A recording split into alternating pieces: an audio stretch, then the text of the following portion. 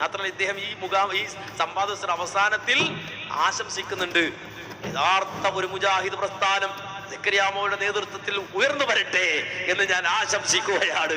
ഇതൊക്കെ ശിർക്കാണെന്ന് പറയുന്നത് നിങ്ങളെ മുജാഹിദായി അംഗീകരിക്കാൻ പറ്റില്ല. ഒരു പുതിയ മുജാഹിദ് പ്രസ്ഥാനം ഉയർന്നു വരട്ടെ എന്നാണ് അയാൾ പറയുന്നത്. എന്ന് വെച്ചാ ജാറത്തിൽ പോയി തേടുന്ന, മക്കുപുറങ്ങളിൽ പോയി തേടുന്ന, ഏലസ് കിട്ടുന്ന, നാരി സിലാത്ത് ശിർക്കല്ലെന്ന് പറയുന്ന ഒരു മുജാഹിദ് പ്രസ്ഥാനം ഉയർന്നു വരട്ടെ.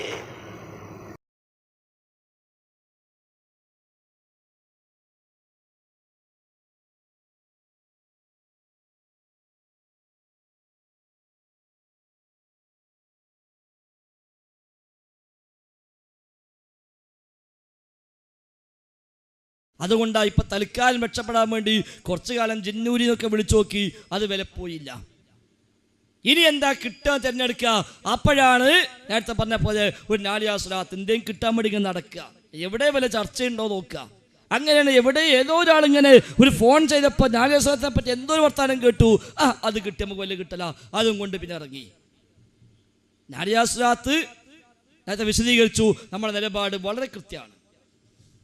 ഞാനിപ്പോഴും ഓർക്കുക, മുജാഹിദ് പ്രസ്ഥാനത്തിലേക്ക് വന്നിട്ട് ഈ പ്രസ്ഥാനത്തിൽ ഇതിൻ്റെ പ്രസിദ്ധീകരണമായി അൽ-ഇസ്ലാഹി മാസികയിൽ ഒന്നാമത്തെ ലേഖനം ഞാൻ എഴുതിയത് നാലിയാ സ്വലാത്തിനെ പറ്റിയാണ്.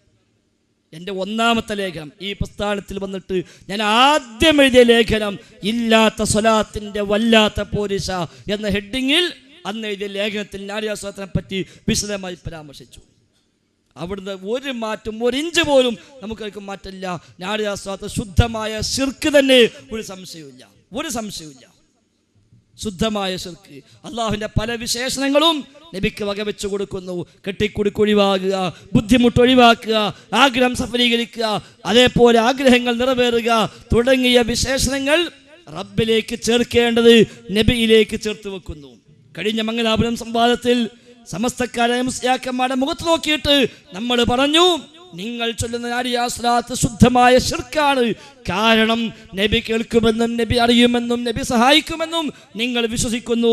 അതിനാൽ ഈ നാലിയാ സ്വലാത്ത് ശിർക്ക് തന്നെ എന്ന് നമ്മൾ പറഞ്ഞപ്പോൾ അവർ പറഞ്ഞില്ല, ഇല്ല ഞങ്ങളെ വിശ്വാസം അതല്ല എന്ന് പറഞ്ഞില്ല.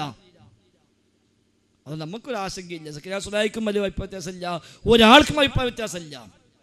പിന്നെ അത് മറ്റു പല അർത്ഥത്തിലും അർത്ഥം വെക്കാം, ശരിയാണ്, അത് ഏതിനും വെക്കാലോ, ഏതിനും വെക്കാം. ഒരാൾ ഫാത്തിഹ ഓതി അയാളുടെ ഉദ്ദേശം എന്താ, ഞാൻ ഈ ഫാത്തിഹ ഓതുന്നത് അല്ലാഹു റസൂൽ കേൾക്കും, റസൂൽ അറിയും, റസൂലിന് കൂലി തരും എന്നാണെങ്കിലോ ആ ഫാത്തിഹ ഓതലും ശിർക്കാണ്, ഓനാ ഫാത്തിഹ ഓതിയതും ശിർക്കാം.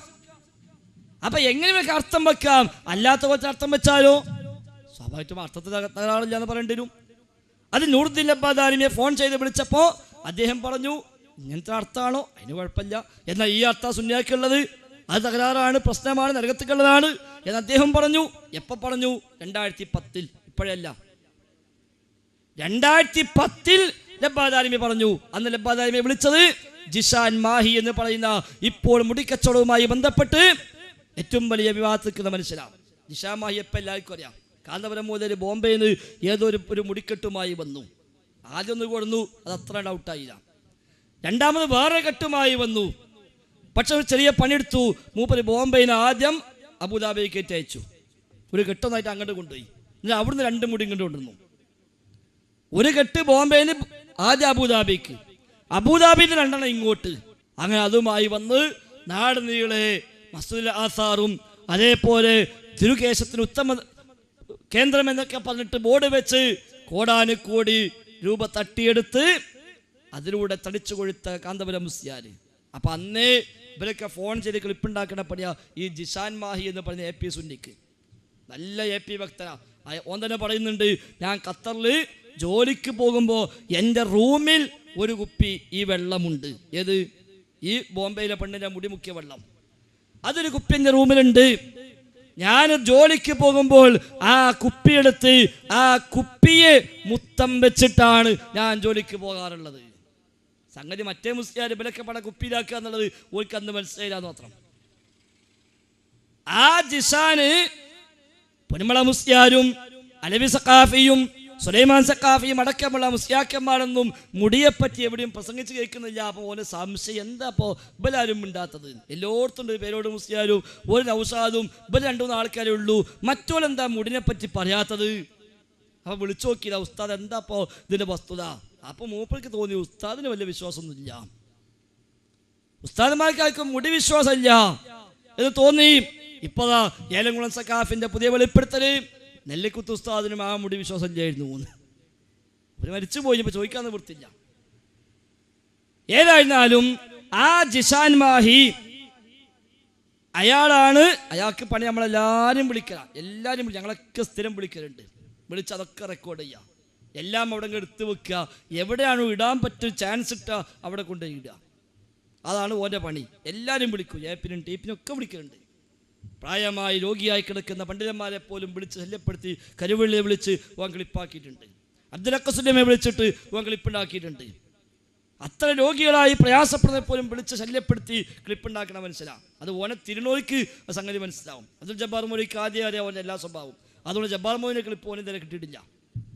ഓർക്ക് വിളിച്ച ജബ്ബാർ മൗലിയെ ഉസ്താദെ ഒരു സംശയം ചോദിക്കാൻ വിളിച്ചതാണ്. ഇപ്പം പിന്നെ ഒച്ച കേട്ടപ്പോൾ തന്നെ മൂപ്പർക്ക് മനസ്സിലായത് ഓനാണ്. അപ്പോൾ ജബ്ബാർ മൗലി പറഞ്ഞു, എടാ കുഞ്ഞോ ഞാൻ പണ്ഡിതനല്ലല്ലോ എന്നോട് സംശയം ചോദിക്കാൻ. നിങ്ങൾ പണ്ഡിതനല്ല? അല്ല ഞാൻ പണ്ഡിതനല്ല. നിങ്ങൾ കുറേ ബുക്ക് എഴുതിയ ആളാണല്ലോ. അപ്പം മൂപ്പര് മറുപടി, ബുക്ക് ഇപ്പോൾ ആർക്കും എഴുതിക്കൂടാ, അതിനിപ്പോൾ ആലിമാകേണ്ട ആവശ്യമില്ലല്ലോ എന്ന്. അല്ല നിങ്ങൾ സംവാദത്തിലൊക്കെ ഉണ്ടായിട്ടുണ്ടല്ലോ. അത് ഞാൻ കേട്ട് പഠിക്കാൻ പോണതാണ്. അല്ല സ്റ്റേജുമ്മ കാണല്ലോ. സ്റ്റേജുമ്മ ഇതാ നല്ലോണം കേൾക്കുക, അതുകൊണ്ടാണ് സ്റ്റേജുമ്മ ഇരിക്കണത്. എന്തായാലും മൂപ്പയ്ക്ക് വിവരണ്ട് സമ്മതിച്ചെങ്കിലേ ചോദ്യം ചോദിക്കാൻ പറ്റുള്ളൂ. അത് മൂപ്പര് സമ്മതിക്കൂല. അവസാനം ഫോണ് വെച്ച് പോകേണ്ടിരുന്നു. അതാണ് ജിഷാൻ മാഹി. അപ്പോൾ ഓനാ കൂട്ടത്തിൽ പൊരുമ്പളക്കും വിളിച്ചു, പേരോടിനും വിളിച്ചു, കാന്തപുരത്തിനും വിളിച്ചു, നൗഷാദിനും വിളിച്ചു, എല്ലാവരും വിളിച്ച് എല്ലാം കളിപ്പാക്കി. എന്നപ്പോൾ 2010 ജബ്ബാദ് ആലിമിക്കും വിളിച്ചു.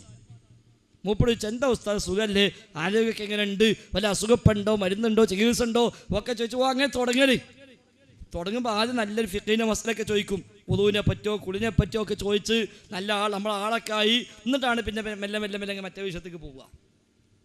അങ്ങനെയൊക്കെ ചോദിച്ചറിഞ്ഞ് എല്ലാ അന്വേഷണമൊക്കെ നടത്തി എനിക്ക് ചെറിയ സംശയം ചോദിക്കാണ്ട് എന്ന് പറഞ്ഞാൽ ആദ്യം ഒരു ഉദുവിൻ്റെ മസാല ചോദിച്ചു. അപ്പോൾ അത് മൂപ്പര് പറഞ്ഞെടുത്തു. അത് കഴിഞ്ഞ് പിന്നെ അല്ല ഉസ്താദ് ഈ നാരി അസ്ലാത്തിനെ പറ്റി എന്താ ഇപ്പോൾ പറയാനുള്ളത്? അപ്പം മൂപ്പര് നമ്മൾ പുറത്ത് നിലയ്ക്കുന്നൊരു അത് ബിദ്അത്താണ്, ദലാലത്താണ്, നരകത്തുകളാണ്. കാരണം ഒരുപാട് സവിശേഷത ഖുറാഫികൾ അതിന് കൽപ്പിക്കുന്നുണ്ട്. അതുകൊണ്ട് അത് കുറ്റകരമാണ്, സംശയമൊന്നുമില്ല. അല്ല ഉസ്താദ് ശിർക്കുണ്ടോ? അങ്ങനെ തിരിച്ചും മറിച്ചും ചോദിച്ച് ഇതിനർത്ഥം അങ്ങനെയല്ല, അങ്ങനെയാണെങ്കിലോ ഇങ്ങനെയാണെങ്കിലോ എന്നൊക്കെ പറഞ്ഞു വെച്ചപ്പോൾ മൂപ്പര് പറഞ്ഞു അതിൻ്റെ പദങ്ങളിൽ ശിർക്കില്ല, പക്ഷെ ഇവിടെ കൊണ്ടെടുക്കുന്ന ഈ രൂപത്തിലാണ്, മറ്റേ കോലത്തെ അർത്ഥം വെച്ചാൽ ശിർക്ക് വരാൻ പറ്റൂല എന്ന് മൂപ്പര് പറഞ്ഞു. അത് ഓൻ അവിടെ എടുത്തു വെച്ചു. 2010 3 കൊല്ലം മുമ്പ്. ഇതിപ്പം ഉണ്ടായതല്ല. അങ്ങനെ ഇപ്പം ഈ ഒച്ചപ്പാടും ബഹളമൊക്കെ ഉണ്ടായി. ഈ ജിന്നും ഇതൊക്കെ പാട് ഇറങ്ങി, നമ്മളൊക്കെ പാടെ ഇറക്കി വിട്ട ജിന്ന് മറ്റു മനുഷ്യന്മാരെ മേത്തും പോയി കയറി. അങ്ങനെ ഓലൊക്കെപ്പാട് അതും കൊണ്ട് ഇറങ്ങി നടക്കുമ്പോഴാണ് ഇപ്പം മനസ്സിലാക്കിയത് ഇപ്പം നമുക്ക് പറ്റിയ ചാൻസാണ്. കാരണം മടവിലാൾ പണ്ട് പറഞ്ഞു ഇവര് ഖുറാഫാത്ത് കൊണ്ടുപോവുകയാണ്. ഇപ്പം ഇവരും പറഞ്ഞു നവയാഥാസ്ഥികത്താണ്. എന്നാൽ അതിനിടയ്ക്ക് ഇതാണ് ഇട്ടുകൊടുത്ത എന്തായി? ഇപ്പം കണ്ടോ ഞായറാഴ്ചത്തും കുഴപ്പമില്ല എന്നാ പറയണത് എന്ന് കൂട്ടി വായിച്ചോടും. അതിനു വേണ്ടി ഈ ക്ലിപ്പ് പോകാൻ ഇപ്പോൾ പുറത്ത് കിട്ടും. അത് നെറ്റിലും യൂട്യൂബിലും ഫേസ്ബുക്കിലൊക്കെ വന്നപ്പോൾ ആളുകൾ ചോദിച്ചാൽ എന്താ പ്രഭ്യത, ഇപ്പം കണ്ടോ ഇതും പറഞ്ഞു ഞായറാഴ്ച ശിർക്കില്ല എന്നാ പറയണത്. അപ്പോഴേക്ക് നമ്മളെ കോഴിച്ചെന്ന് മുങ്ങിയ മടവൂരി നാസസുല്ലമി മൂപ്പരംഗത്തിറങ്ങി. മൂപ്പരൊന്നും നിന്നിരുന്നു. രണ്ടാമതിറങ്ങി ചില സ്ഥലത്ത് നോട്ടീസ്. വിഷയം എന്താ? ഞായറാഴ്ച ശിർക്കില്ലെന്നോ എന്താ മൂപ്പര വിഷയം തന്നെ. ഇത് 2-3 സ്ഥലത്ത് ശ്രദ്ധയിൽപ്പെട്ടപ്പോൾ ഞങ്ങളൊക്കെ പടറങ്ങി. ആഹാ ആരടാ ശിർക്കില്ല എന്ന് പറഞ്ഞത്, എന്നാ ഓനൊന്ന് കാണണല്ലോ എന്ന് പറഞ്ഞ് ഞങ്ങളൊക്കെ പടറങ്ങി. ഇപ്പം പിന്നെ മൂപ്പരെ കാണാനില്ല. അല്ലാതെ ഇവിടെ ഞായറാഴ്ചത്തെ വിഷയത്തിൽ ഒരു തർക്കവും ആർക്കില്ല, അതൊന്നും ആശയക്കുഴപ്പമില്ല. അതൊക്കെ ക്ഷീരമുള്ള ഒരു അകിടിൻ ചുവട്ടിലും ചോരയല്ലോ കൊതുകിന് കൗതുകം എന്ന് പറഞ്ഞ തത്വമേ അതിലൊക്കെയുള്ളൂ. ഞാൻ അവസാനിപ്പിക്കുകയാണ്. അതുകൊണ്ട് നമ്മൾ കാര്യങ്ങൾ മനസ്സിലാക്കുക. റഹ്മാനായ റബ്ബിലേക്ക് മാത്രം പോകേണ്ടുന്ന ഇസ്തിഗാസ, ഇയ്യാക നഅ്ബുദു വ ഇയ്യാക നസ്തഈൻ. ആ ഇസ്തിഗാസ ഒരൊറ്റപ്പടപ്പിലേക്കും പോകാൻ പാടില്ല. അത് ജിന്നായാലും ശരി, മലക്കായാലും ശരി, മനുഷ്യനായാലും ശരി, മരിച്ചോലോ ജീവിച്ചിരിപ്പുള്ളവരോ ആരാണെങ്കിലും ശരി, ഒരു പടപ്പിലേക്കും വഴിതിരിച്ചു വിടാൻ പാടില്ല. ശുദ്ധമായ ശിർക്കാണ്, ഒരു സംശയമില്ല. അല്ലാത്ത ഇസ്തിഗാസ മനുഷ്യന്മാർ പരസ്പരം നിർവഹിക്കാൻ അനുവദിക്കപ്പെട്ട, തമ്മിൽ ചോദിക്കാവുന്ന, നമ്മൾ പരസ്പരം ചോദിക്കുന്ന ഭൗതികമായ ചോദ്യങ്ങൾ, സഹായങ്ങൾ, അത് മനുഷ്യരോടാവാം, അനുവദിക്കപ്പെട്ട വഴികളിലൂടെയാവാം. എന്നാൽ ജിന്നുകളോട് അതും പാടില്ല. ജിന്നിനോട് അതും പാടില്ല, അതും ഹറാമാണ്, അതും കുറ്റകരമാണ്, അതും നരകത്തിലേക്ക് എത്തിപ്പെടാവുന്ന പാപമാണ്, അത് ശിർക്കിലേക്ക് എത്തുന്നതാണ്. അതാണ് വസിയത്തു ശിർക്ക് എന്നുള്ളത്. ശിർക്കിലേക്ക് എത്തുന്നത്. ഇപ്പൊ ശിർക്കല്ലെങ്കിലും അത് ശിർക്കിലേക്ക് കൊണ്ടെത്തിക്കും നമ്മളെ. അതുകൊണ്ട് ആ ചോദ്യങ്ങൾ പോലും ജിന്നിനോട് ചോദിക്കാൻ പാടില്ല. അല്ലാത്ത ചോദ്യമോ ചോദിച്ചാൽ ശിർക്കായി. ഇതാണെങ്കിലോ ശിർക്കിലേക്ക് എത്തിക്കും, അത് ഹറാമാണ്, ആ ചോദ്യവും പാടില്ല.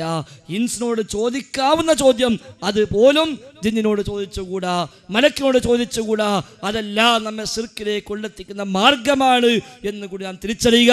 നമുക്കൊരു ജിന്നും വേണ്ട തേടപ്പെടാൻ, നമുക്കൊരു മലക്കും വേണ്ട സഹായം അർത്ഥിക്കാൻ, നമുക്കൊരു നബിയും വേണ്ട സഹായം തേടാൻ, ഒരു മരിച്ചവനും വേണ്ട സഹായം തേടാൻ. നമ്മുടെ സഹായാർത്ഥന, നമ്മുടെ പ്രാർത്ഥന ഇയ്യാക നഅ്ബുദു വ ഇയ്യാക നസ്തഈൻ. അല്ലാഹ് നിന്നെ മാത്രം ആരാധിക്കുന്നു, നിന്നോട് മാത്രം സഹായം തേടുന്നു.